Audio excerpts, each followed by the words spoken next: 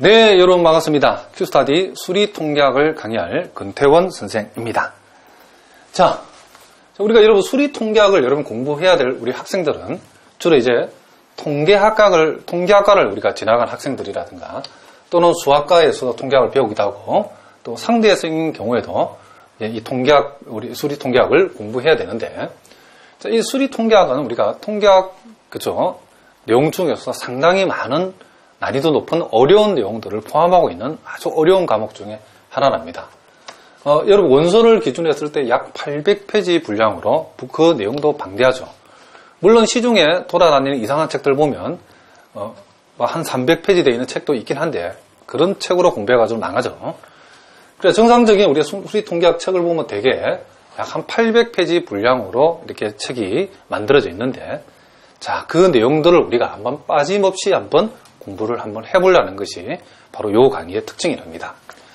자, 그래서 우리가 이 큐스타디 수리통계학은 그 강의 분량을 선생님이 75강 정도로 아마도 현존하는 통계학 강의가 몇 개 되지도 않지만은 아마 세계에서 가장 자세하게 수리통계학이 강의되어 있다라고 보시면 틀림이 없답니다. 그런 많은 학생들이 강의 개수가 많기 때문에 저걸 다 어떻게 듣고 언제 다 듣고 소화할 것인가에 대해서 고민을 많이 하는데 사실은 강의가 20강짜리 강의를 듣는 것보다도 75강짜리 강의 듣는 게 실제적으로 여러분이 수리통계학을 공부할 적에는 시간이 더 절약이 된다는 걸 아셔야 된답니다. 잘 이해하지 못하고 도서관에 앉아가지고 여러분이 끙끙대는 시간들을 우리가 요 강의만 잘 수강하고도 여러분들이 다 소화하고 강의를 통해서 이해가 그죠? 되게 된다라고 하면 여러분들이 도서관에 앉아서 몰라가지고 끙끙대는 시간이 있을 필요가 없기 때문에 훨씬 더 시간을 전체적으로는 절약할 수 있고 뿐만 아니라 여러분들이 좋은 학점을 받을 수 있다는 걸 여러분 꼭 알아두셔야 된답니다. 자, 그래서 설렁설렁 그 무늬만 수리통계학이고 사실상 그 내용을 봤을 때는 실질적으로 많은 학교나 또는 또 많은 강의들이 문의는 그쵸 수리통계학인데 사실 그 내용은 여러분들이 고등학교 수준의 어떤 통계보다도 살짝 심화된 내용들 또는 우리가 뭐 공대생을 위한 통계학이라 해가지고 아주 심플하게 만든 통계학 자 그렇게 공부해서는 여러분 절대로 수리통계학에서 좋은 점수를 받을 수 없죠. 그래서 대부분의 이 수리통계학은 여러분 통계 관련 학과를 갔을 때는 학부뿐만 아니라 여러분 대학원 과정에서도 아주 중요하게 사용되는 그쵸 내용 중 하나이기 때문에 그 자체로서 학점뿐만 아니라 여러분들이 앞으로 공부를 계속해 나가는 과정 속에서도 필요한 부분이기 때문에 여러분이 철저하게 공부를 해 두셔야 된답니다. 그래서 이 큐스타디 수리통계학은 그 특징을 우리가 살펴보니까 여러분들이 아마도 선생님을 찾아왔을 정도가 되면 통계학에 대해서 정말 자신이 없기 때문에 찾아온 학생이 대부분이라 생각하기 때문에 아주 초보적인 고등학교 수준의 통계 내용부터 빠짐없이 출발해서 아주 수리통계학에서 아주 수준 높은 내용까지 빠짐없이 선생님이 강의를 해보려고 한답니다. 그러니까 여러분이 고등학교 통계학을 좀 슬슬 해가지고 사실은 안 했다고 봐야 되죠. 그렇죠? 그래서 대학의 강의실에 들어가 보니까 안 그래도 잘 모르는데 그 교수님 강의를 들어봤더니 물론 그 교수님이 실력이 없다는 거하고 강의를 못한다는 건 상관이 없죠. 실력은 많이 있지만은 여러분들이 강의를 들어보니까 도대체 무슨 말하는지 아는 것도 헷갈리고 그렇죠. 모르는 것은 더 모르게 하는 그런 강의를 여러분이 한번 겪고 나서 또 선생님을 찾아온 학생이 있을 거라고 생각한답니다. 그래서 그런 학생들을 고려해가지고 선생님은 일단 초보적인 내용부터 최고 수준의 여러분 대학원에 가서도 써먹을 수 있는 내용까지 빠짐없이 강의를 할 생각이고 또 여러분들이 잘 모르는 부분들을 명쾌하게 강의를 한번 해보려고 한답니다. 선생님은 밥만 먹고 그쵸 오직 only 강의만 연구 밤을 새워서 강의만 연구하는 그런 강사이기 때문에 여러분 대학 강의실처럼 의무적으로 들어와서 강의를 들어주는 게 아니기 때문에 선생님은 이 강의 하나하나에 목숨을 걸고 준비하고 있답니다. 그래서 이미 선생님이 여타 다른 강의를 들었던 학생들이 폭발적으로 요청을 해서 선생님이 이 강의를 오픈하는데 이미 강의를 들어보신 학생들은 알겠지만은 이 수리통계학 강의도 여러분들이 명쾌하게 이해할 수 있도록 선생님이 최선을 다해서 강의를 준비를 했답니다. 자, 그래서 또 많은 학생들이 수리 통계학이라 하는 것은 암기 과목이라고 하는 학생들, 그것도 굉장히 잘못된 생각이랍니다. 고등학교 다닐 때에 여러분들이 입시를 준비할 적에 통계 부분은 무조건 외워서 시험 쳐라. 그렇게 해가지고 그게 그럭저럭 시험은 쳤답니다. 그러나 대학 통계학을, 수리 통계학을 암기 과목으로 생각하면 망한답니다. 외워서 될 과목이 절대로 아니다. 정확한 정의정명, 정확한 정의정명을 통해서 완벽한 이해를 하셔야 되고, 동시에 여러 가지 실전 문제를, 풍부한 실전 문제를 통해서 연습을 하셔야만이 여러분들이 이 통계학은 완벽하게 정복을 할 수 있답니다. 자, 그래서 선생님이 75강이라는 방대한 분량으로 수리 통계학을 강의를 한 이유는 여러분들이 초보적인 내용부터 수준 높은 내용까지 모든 정의정명을 빠짐없이 또 실전 연습 문제까지 이 강의를 통해서 한 방에 해결할 수 있도록 이 강의를 구성을 했답니다. 그래서 아마도 이 강의를 아마 여러분 보시면 알겠지만 수리 통계학의 바이블이라고 해도 될 만큼, 감히 이렇게 얘기할 수 있을 만큼 여러분들이 이 강의를 수강을 하면서 여러분 대학 강의를 들으시거나 또는 여러 가지 시험을 대비하면 여러분 절대로 나쁜 결과를 만나지 않도록 선생님이 강의를 할 예정이랍니다. 자, 실제로 이 큐스타디 특징이 또 수강 기간이 여러분들이 충분하답니다. 수강 기간이 무려 130일이 정도 되기 때문에 또 여러분들이 아마 수리 통계학을 다른 과목하고 패키지라든가 내지는 프리패스로 신청하시게 되면 아마도 한 학기 내내 또 경우에 따라서 1년 동안 또 수강 기간이 되는 그런 패키지 상품도 있기 때문에 잘 알아보시고 수강 신청을 하시면 여러분들이 학기 전체의 이 내용을 선생님 강의를 듣고 학교 강의를 들으시면 아마도 그 전에는 강의실에서 도대체 교수님이 무슨 말하는지 잘 몰랐던 학생들도 이제 완벽한 이해 가운데 강의를 들을 수 있을 것이고 또 여러분이 아주 두려워하는 두려워하는 순간 어떤 질문을 받았을 때나 또는 갑자기 시행되는 각종 퀴즈에서도 여러분이 좋은 성적을 거둘 수 있답니다. 또는 이런 과목을 통해서 여러분들 수학학생인 경우에는 요 수리 통계학을 통해서 임용 과목인 확률 통계학도 얼마든지 커버가 된다는 걸 여러분이 기억하셔야 된답니다. 자, 무슨 말인지 알겠죠? 그래서 수리 통계학을 수강하시는 학생들은 확률 통계학은 별도로 수강할 필요가 없죠. 수리 통계학 안에는 확률 통계학 내용이 전체가 다 들어있답니다. 자, 무슨 말인지 아시겠죠? 그래서 선생님이 하나 더 부탁하고 싶은 것은 어떤 학생들은 인강을, 요 강의를 수강한 이유가 어떤 특정 부분 시험 칠 때 그 부분만 딱 뽑아가지고 시험 대비용으로 하는 학생들이 있는데 그렇게 해서는 안 된답니다. 통계학을 포함한 모든 수학 과목은 그 단계를 밟아서 공부해야만이 좋은 성적을 거둘 수 있기 때문에 반드시 여러분들이 선생님하고 선생님하고 약속의 딱 한 가지는 1강부터 빠짐없이 차근차근 무슨 말이죠? 소풍 가는 마음으로 수강을 해주시면 여러분이 크게 부담 없이 이 전체 과목을 정복할 수 있답니다. 그래서 아주 쉬운 내용부터 또 수리 통계학에 정말 어려운 이론들이 많이 들어있는데 그 내용들을 우리가 빠짐없이 파헤쳐서 여러분이 단계를 밟아서 차근차근 강의만 들어주신다 그러면 충분히 이해할 수 있도록 선생님이 한번 해볼 생각이랍니다. 자, 무슨 말인지 아시겠죠? 자, 우리가 본격적으로 우리가 통계학에 대해서 우리가 한번 공부를 한번 해보도록 하겠습니다. 자, 선생님이 우리가 소개에서 말한 것과 같이, 자, 여러분들이 고등학교 과정에 해당되는 통계학을, 확률 통계를 잘 모른다 하더라도 충분히 이해가 될 수 있도록 선생님이 아주 기본적인 내용부터 출발을 할 테니까 이 기본적인 내용들을 여러분 소홀히 하지 말고 이미 알고 있는 학생들도 좀 더 확실하게 알아두는 게 매우 중요하답니다. 그렇게 단계를 밟아 올라가면 여러분들이 정말 어려워하는 어려운 내용들도 충분히 이해될 수 있도록 아주 수준 높은 수준까지 선생님이 할 텐데 자, 기본적인 내용들을 여러분 절대로 소홀히 하면 된다, 안 된다? 안 된답니다. 자, 그래서 선생님 앞으로 강의할 때에 중요한 정의와 이론들을 이렇게 박스를 쳐서 여러분한테 강의할 예정인데 이 박스 안에 들어있는 내용들은 여러분이 가능하면 이해 후 가능하면 기억을 할 수 있도록 약간의 암기도 필요하답니다. 자, 무슨 말인지 아시겠죠?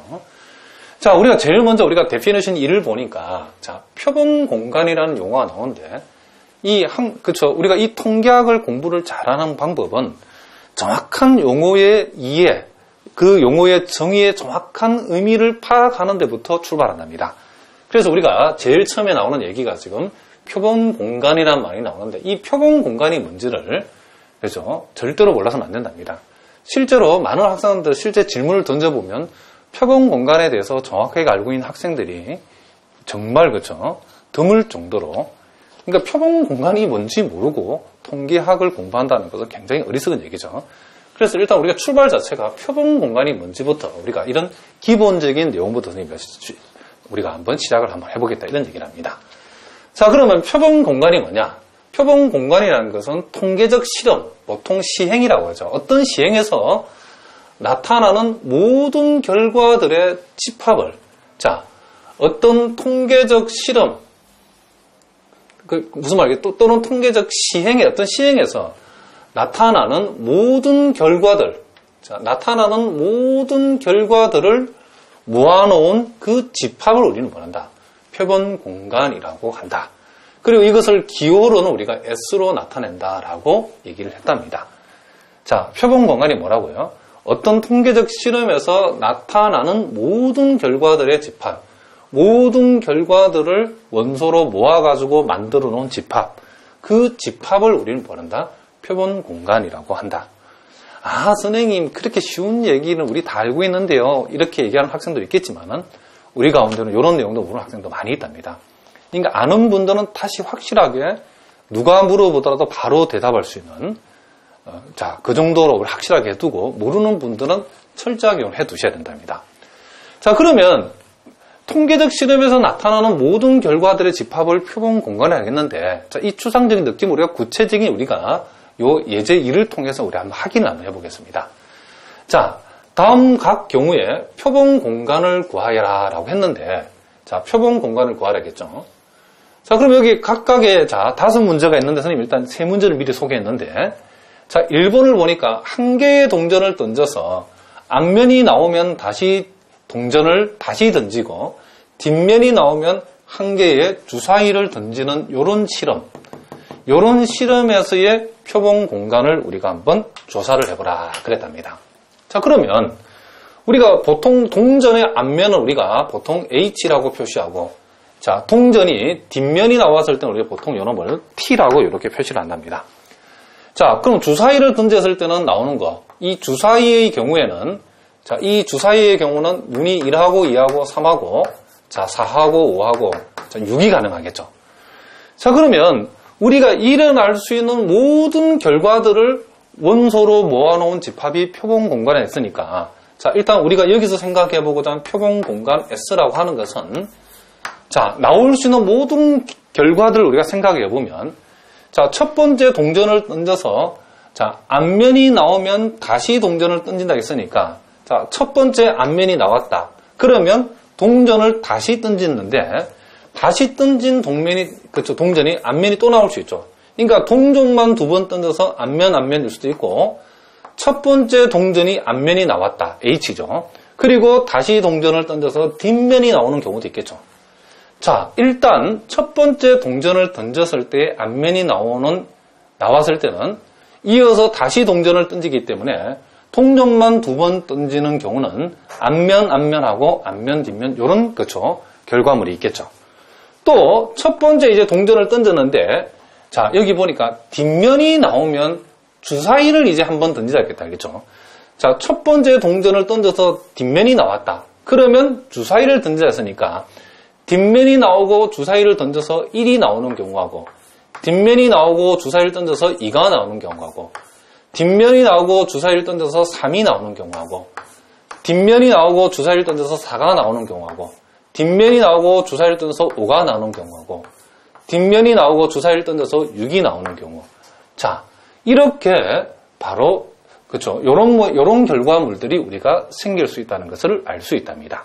그러니까 한 개의 동전을 던져서 앞면이 나오면 다시 동전을 한 번 더 던지고, 뒷면이 나오면 주사위를 던진다는 이 실험에서 나타날 수 있는 모든 결과물들은 이렇게 된다는 것을 우리가 알 수 있답니다.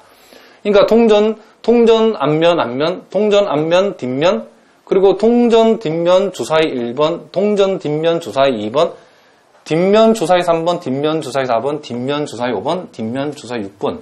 이와 같은 실험에서는 이와 같은 결과물 외에는 다른 결과물이 나오지 않는다는 걸 우리가 알 수 있죠. 그래서 이 결과물들을 몽땅 다 모아서 원소로 해서 만든 요 집합 S를 가리켜서 우리는 말한다. 우리는 표본 공간이라고 부르겠다. 이런 얘기를 합니다.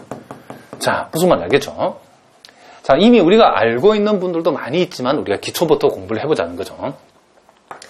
자, 그럼 이제 두 번째, 한 개의 동전을 3번 던지는 실험이다. 자, 그럼 한 개의 동전을 3번 던졌을 때 나올 수 있는 모든 결과물을 적어버리면 요 실험의 표본 공간이 되겠죠. 한 개의 동전을 3번 던졌을 때에 3번 다 앞면이 나올 수도 있겠죠. 이렇게. 그리고 앞면이 2번만 나오는 경우, 자, 앞면이 2번만 나오는 경우는 이렇게 앞면, 뒷면일 수도 있고, 앞면, 뒷면, 앞면, 그리고 뒷면, 앞면, 이렇게 될 수도 있겠죠.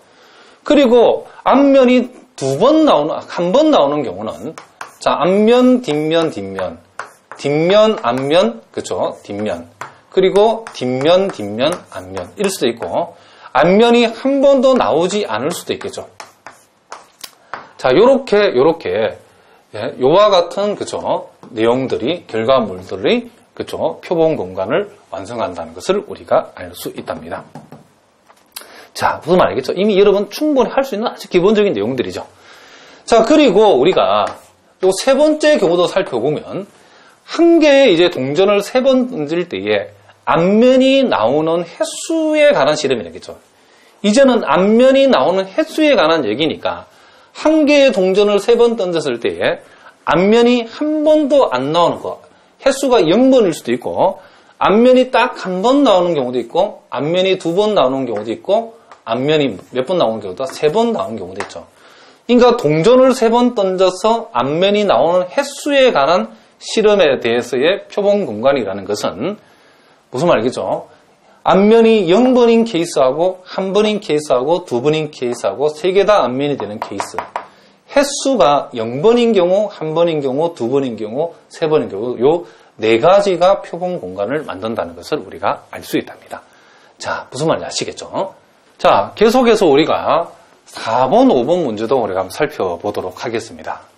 자, 4번 문제를 보니까 비누 공장의 생산 제품 중에서 자, 3개의 제품을 추출하여 검사한 뒤 불량품을 우리가 F로 표시하고 정품을 H로 표시했을 때에 불량품과 정품을 분류하는 경우에 우리가 이 실험에 있어서 표본 공간을 한번 정해보라 이런 얘기를 합니다. 자, 이 경우에 표본 공간이라는 것은 우리가 제품을 3개를 검사하기 때문에 그 제품에 불량품이 하나도 없는 경우 3개 다 정품일 수 있겠죠.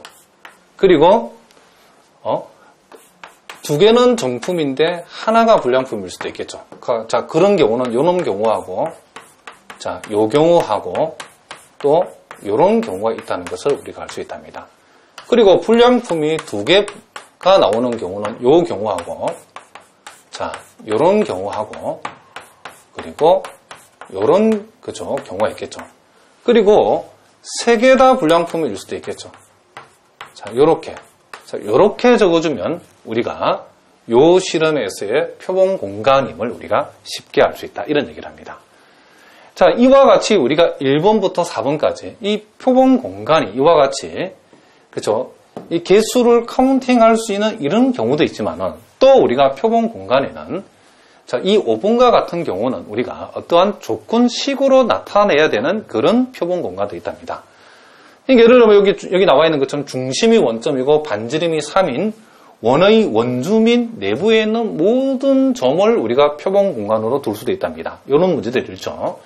그랬을 때는 요와 같은 경우에 표본 공간은 자, 요 x, y라는 점이죠. 그렇죠? 점인데 이게 중심이 원점이고 반지름이 3인 원이니까 x제곱 플러스 y제곱이 9보다 작거나 같다는 자, 요와 같이 표본 공간을 이렇게 영역이 되는 경우에 여기는 모든 점들이기 때문에 요놈을 이렇게 조건으로 이렇게 표시하는 경우도 있다. 이런 얘기를 합니다. 자, 그럼 다시 한번 볼까요?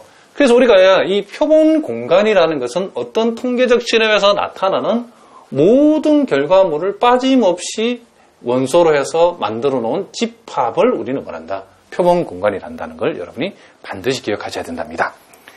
자, 이제 우리가 또 두 번째 중요한 기본 용어 중에 하나가 우리 통계학에서 사상이라고 하는 이런 개념이 있는데, 자, 이 사상이 뭔지, 이 사상의 정의를, 이 데피니트에 나와 있는 정의를 보니까 사상이라고 하는 것은 표본 공간의 뭐다? 부분 집합이다. 자, 요게 핵심이죠. 사상이라고 하는 것은 표본 공간의 무슨 집합이다? 부분 집합이다. 이런 얘기를 합니다. 자, 이 말은 우리가 당장 예를 들어서 우리가 앞에서 봤던 어떤 표본 공간 중에 자, 동전을 3번 던졌을 때의 앞면이 나오는 횟수에 관한 실험에 표본 공간을 나타내는 집합에서는 이렇게 됐다는 것을 알 수 있죠. 그러면 이 표본 공간에 대한 이 사상의 개수가 몇 개냐?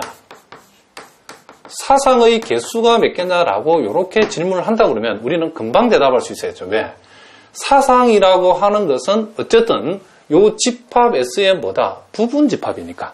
사상이 몇 개나 나오냐? 이 말은 표본 공간, 그쵸? 표본 공간을 나타내는 이 집합 S의 부분 집합의 개수이기 때문에 그래서 우리가 사상의 개수를 물었다 그러면 이 원소 4개짜리 부분 집합의 개수니까 사상의 개수는 부분 집합의 개수만큼 나오죠. 그래서 16개가 된다라고 우리가 얘기할 수 있죠. 자, 무슨 말이죠? 당연한 우리가 얘기를 했답니다, 선생님이. 자, 다시 한번 봅시다. 사상이라고 하는 것은, 그쵸? 표본 공간의 뭐다? 부분 집합이다. 자, 그럼 우리가 예제 2번을 통해서 우리가 살짝 연습을 한번 해봅시다. 자, 비누의 완제품 중에서 3개를 추출하여 검사한 후 정품과 불량품으로, 자, 여기서는 정품을 우리가 T라고 표시한다겠죠. 자, 정품을 T라고 표시하고 불량품을 F로 표시해서 구별할 때에 불량품의 개수가 1개 이상인 사상은 그죠? 어떻게 되는가? 이런 얘기를 합니다. 그럼 우리가 참고로 우리가 표본 공간을 먼저 한번 생각해 봅시다. 자, 뭘 생각하자? 표본 공간을 우리가 한번 생각해 보면, 자, 표본 공간을 나타내는 집합에서는, 자, 비누의 완제품 중에 3개를 추출해서 정품과 불량품을 구분한다고 했으니까, 요거는 케이스가 3개 다 정품이 될 수 있겠죠. 그리고 불량품이 하나만 있는 경우, 자, 요런 경우하고, 자, 요런 경우가 있겠죠. 자, 불량품이 하나만 있는 경우, 또 불량품이 2개가 들어있는 경우,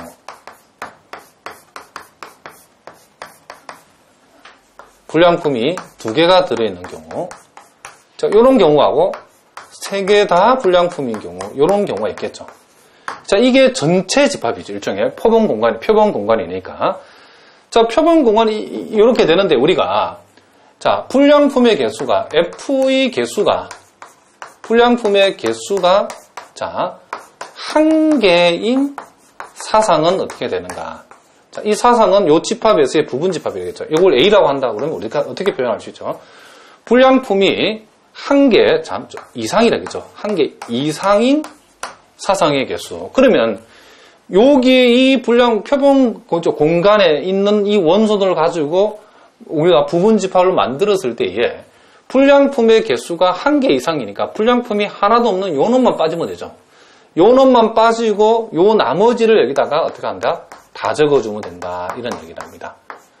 불량품이 하나라도 들어있는 결과물이면 되기 때문에 우리는 불량품이 하나 있는 경우, 자, 불량품이 2개 있는 경우, 그리고 불량품 3개 다 불량품인 경우, 자, 요렇게 우리가 사상을 구할 수 있죠. 그럼 이 사상, 요 집합은 결국 요 집합 S의 부분 집합 중에 하나라는 것을 우리가 알 수 있다. 이런 얘기를 합니다. 자, 무슨 말인지 알겠죠? 그래서 여러분들이 사상이라는 이 용어도 정확하게 알고 있자. 그러니까 여러분들이 이제 수준 높은 우리가 통계학 공부들 앞으로 많이 할 건데 정말 어려운 게 많이 있답니다. 그런데 일단 이 용어, 가장 기본적인 용어부터 여러분들 차근차근 공부를 한번 해보자는 거죠. 그러니까 사상이 뭐냐? 사상은 표본 공간이라 하는 놈의 부분 집합이다. 그러니까 사상이 표본 공간 밖에서는 안 만들어진다는 얘기죠. 그죠? 표본 공간 이 전체 중에서 요 집합으로 나올 수 있는 부분 집합 중에 하나인데, 이제 조건을 찬찬히 우리가 살펴봤을 때에 불량품 F의 개수가 1개 이상인 결과물들을 가지고 만든 집합 S의 요 부분 집합이 예제 2번에서 구하라고 하는 사상에 해당된다. 이런 얘기랍니다. 자, 무슨 말인지 아시겠죠?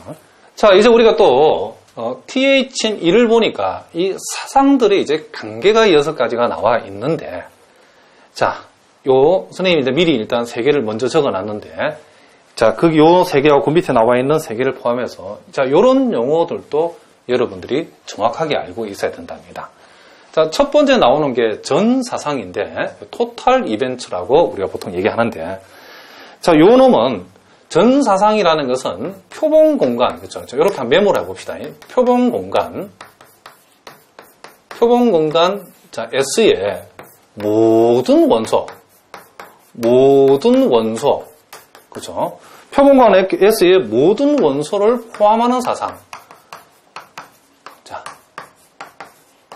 이렇게 우리가 적어볼 수 있다. 이런 얘기죠. 그러니까 한마디로 얘기하면, 자, 어떤 표본공간 S가 있는데, 요 놈의 부분 집합 중에 하나인, 그죠? 어떤 사상을 나타내는 집합 A가 있다 칩시다. 그런데 표본공간하고 사상하고 이렇게 동치가 되는 경우가 있겠죠. 그러니까 사상 자체가 표본관 전체를 다 표시할 때에, 이럴 때는 우리가 뭘 한다? 전사상, 영어로는 토탈 이벤트라고 이렇게 말한답니다. 자, 무슨 말 알겠죠? 자, 두 번째에, 자, 공사상이라는 것도 있답니다. 우리가 널 이벤트라고 하는데, 자, 이 공사상이라 하는 것은 말 그대로 공집합이라고 생각하시면 된답니다. 그러니까 이번 공사상은 이렇게 우리가 메모를 해봅시다. 표본 공간을 나타난 요 집합에서의 어떤 원소도, 그죠? 포함하지 않는 사상이라고 한번 적어보겠습니다. 포함하지, 자, 어떻게 하는, 그죠? 않는 사상이다.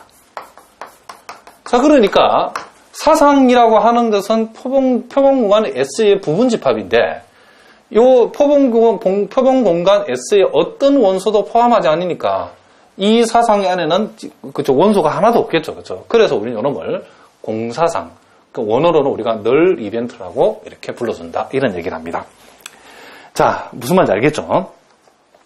그리고 이제 이 여사상, 그쵸? 컴플리먼터리 이벤트라고 하는데, 이 여사상이라고 하는 것은 일단 우리가 요 표본 공간, 요렇게 한번 적어봅시다. 표본 공간 요 S에 어떤 사상 하나를 생각해야 된답니다. 표본 공간 S에, 그쵸? 어떤 사상 E, 요 사상 E를 우리가 생각했을 때에, 어떤 사상 E에는, 그쵸? 사상 E에는 속하지 않는, 요 표본 공간 S에 우리가 사상, 요 놈의 한 부분 집합 중에 하나인 집합 E를 생각했을 때에, 집합 E에는 속하지 않는, 집합 E에는 속하지 않는 원소들, 그쵸? 그쵸? 집합 E에 속하지 않는, 그러니까 정확하게 말하면 S의 모든 원소를 합시다. S의 모든 원소들의 집합인 사상이다.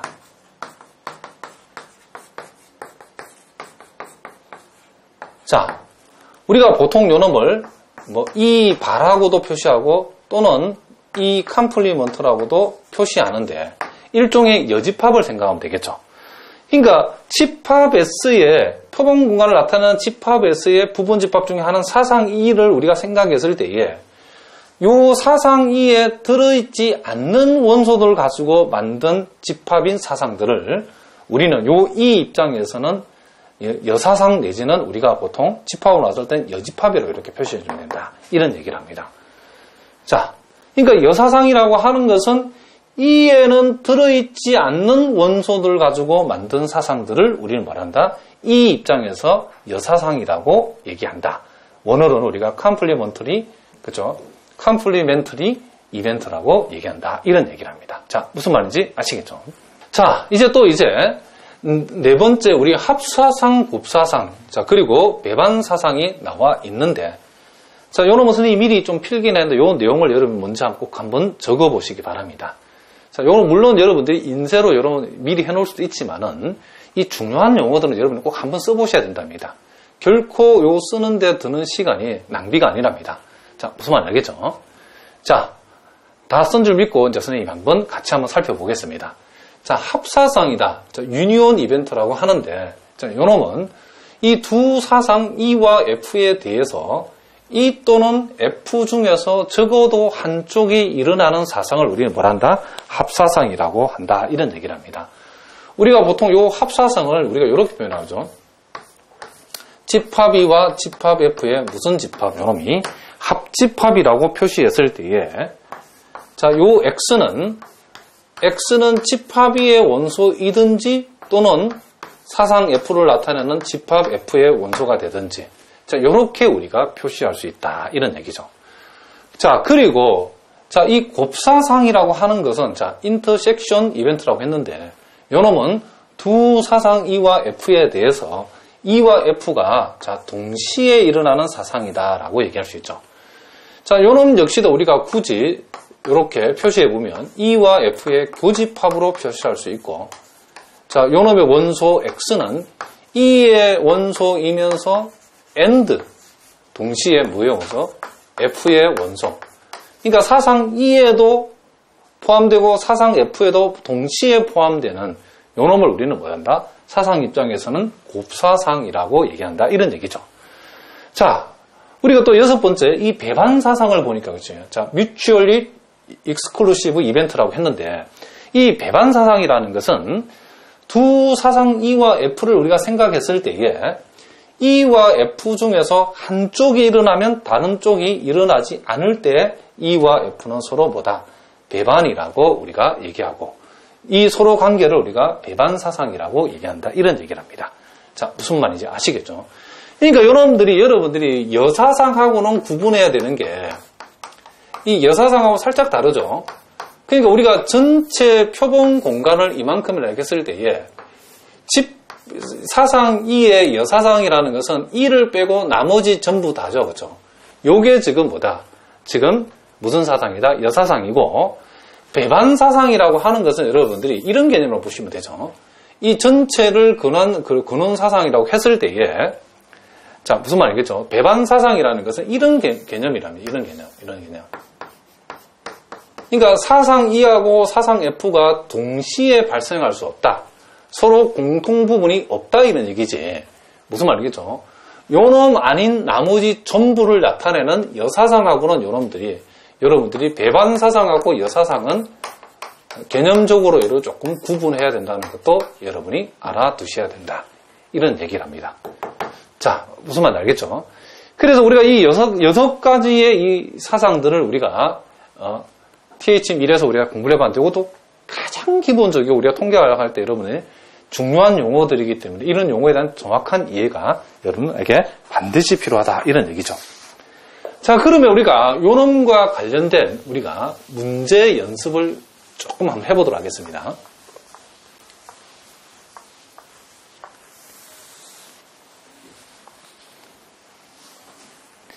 자, 여러분 교재의 예제 3번 문제를 우리가 살펴보니까, 자, 한 개의 주사위를 던지는 실험, 그죠? 자, 한 개의,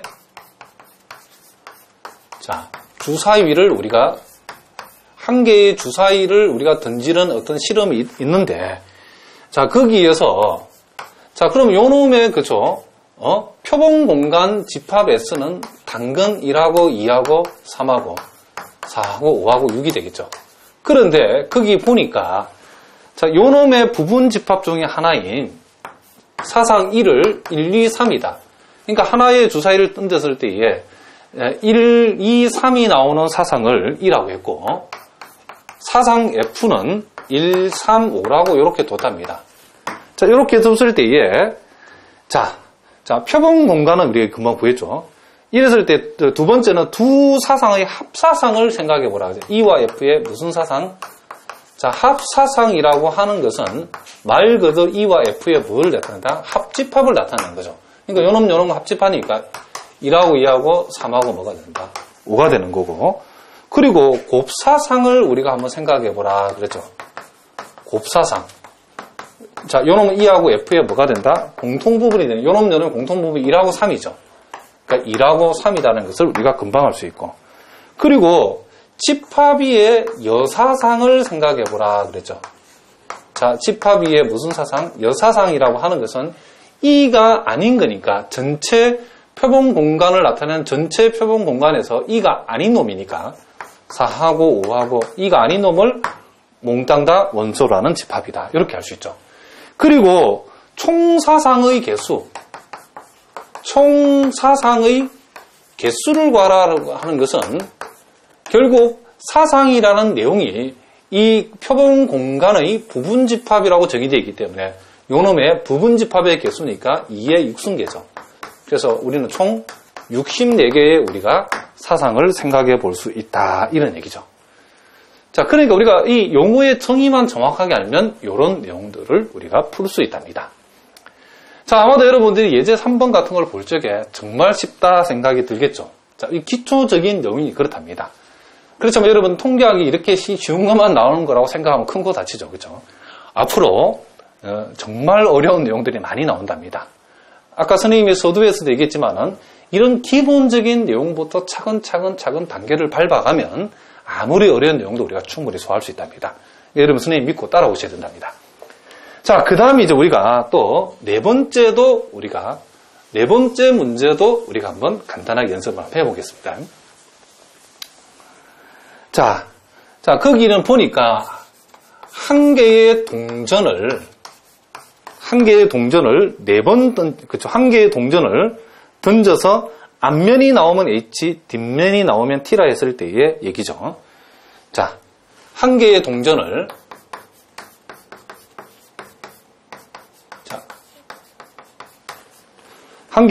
두 번 던져서 그랬죠. 두 번 던져서. 자, 요런 실험을 가지고서 이제 각각의 경우에 답을 한번 해보라 그랬죠. 자, 1번에는 표본 공간을 한번 구해봐라 그랬죠. 자, 표본 공간 S라고 하는 것은 자, 앞면일 수도 있고 앞면, 뒷면, 앞면. 자, 뒷면. 자, 요렇게 우리가 생각해 볼 수 있겠죠. 자, 그리고 두 번째는 이제 사상 2를 생각해라 하겠는데 어떤 사상이냐면 자, 첫 번째 던진 동전이 그죠? 앞면이 나오는 거죠. 앞면이 나오는 사상을 우리가 한번 1라고 했을 때 요 1을 한번 구해보라 그랬죠. 자, 그러면 요 놈의 부분집합이죠. 부분집합인데 첫 번째 앞면이 나오는 경우는 요 놈 두 가지 경우죠. 그러니까 요 두 놈을 원소로 하는 뭐다? 집합이다. 이렇게 얘기할 수 있죠. 자, 그리고 세 번째는 두 번째 던진 동전이 그렇죠. 두 번째 동전이 자, 뒷면이 나오는 사상. 뒷면이 나오는 사상을 F라고 했을 때에 요 F를 우리가 한번 생각해 보라. 그렇죠. 자, 우리가 요 표본 공간에서 두 번째 던진 동전이 뒷면이 나오는 케이스는 요 케이스죠. 그래서 이놈은 HT하고 TT 요놈을 우리가 적을 수 있다. 이런 얘기죠. 자, 네 번째는 E와 F의 합사상하고 E와 F의 곱사상을 우리가 한번 생각해 보라 그랬죠. 자, 합사상은 말 그대로 요놈과 요놈의 합집합이니까 H 그리고 HT 그리고 TT고 곱사상은 HT가 되겠죠. 요 공통부분 요놈이니까. 그리고 다섯 번째는 뭘 물으냐면 자, E와 F는 배반인가? 요렇게 물었잖아요. 배반이 될 수 있는가? 이렇게 물었답니다. 자, E와 F가 배반이라고 그러면 요 E와 F가 동시에 일어날 수 없어야 되죠. 그런데 보다시피 E에서 요놈하고 F에서 요놈은 E와 F의 요 케이스는 동시에 일어나는 경우가 생겼죠. 그래서 E와 F가 배반이냐 물어봤을 때는 우리는 요놈은 E와 F는 배반이 될 수 없다라고 했죠. 왜냐하면 동시에 일어나는 경우가 안 생겨야 배반이 되는데 생겼기 때문에 우리는 배반이라고 얘기할 수 있다 없다? 없다라고 얘기한답니다. 자, 우리가 오늘 이제 이렇게 해서 오늘 첫 시간에 우리가 자, 이 통계학의 개략적인 우리가 그 의미를 우리가 살펴봤고 또 가장 기본적인 용어인 표본 공간과 사상의 개념에 대해서 우리가 정의에 대해서 또 간단한 우리가 문제 연습을 통해서 살펴봤답니다.